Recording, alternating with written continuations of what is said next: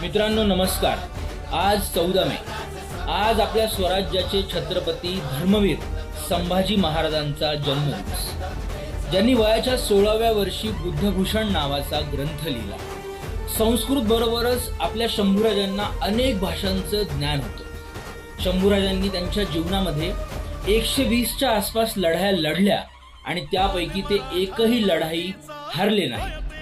ज्यावेळी गोव्यामध्ये पोर्तुगीजांनी सिद्धी लोकांनी स्वराज्याच्या विरुद्ध मोहिमा सुरू केल्या आणि हिंदू लोकांचं धर्म परिवर्तन करण्याची मोहीम आखली, त्यावेळी शंभूराजांनी या भागावर स्वारी केली आणि या लोकांना तिथून पळून लावलं। एका इंग्रज अधिकाऱ्याने ब्रिटिश सरकारला पत्र लिहिलं आणि त्या पत्रामध्ये शंभूराजांचं वर्णन करताना त्याने असं उद्गार काढलं की शंभूराजांचा पराक्रम आणि त्यांचा रुद्र अवतार हा सहन होण्यासारखा नाही, तो त्या पलीकडचा आहे। यामुळे ब्रिटिश सरकारने त्वरित आम्हाला मदत पाठवावी। एवढंच नाही तर हिंदुस्थानचा स्वतःला बादशाह म्हणवणाऱ्या औरंगजेबाने शंभूराजांना पकडण्यासाठी लाखोंचं सैन्य पाठवलं। जर आपला माणूस फितूर नसता झाला तर शंभूराजे पकडले नसते गेले। शंभूराजे पकडल्या गेल्यानंतर औरंगजेबाची एकच अट होती, शंभूराजांनी हिंदू धर्म सोडावा आणि त्याचा धर्म स्वीकारावा आणि त्या बदल्यात शंभूराजांना हवं ते घ्यावं। पण शंभू महाराजांनी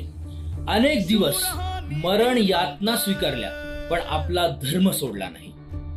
अशा या पराक्रमी शूरवीर धर्मवीर संभाजी राजांचा आज जन्मदिवस।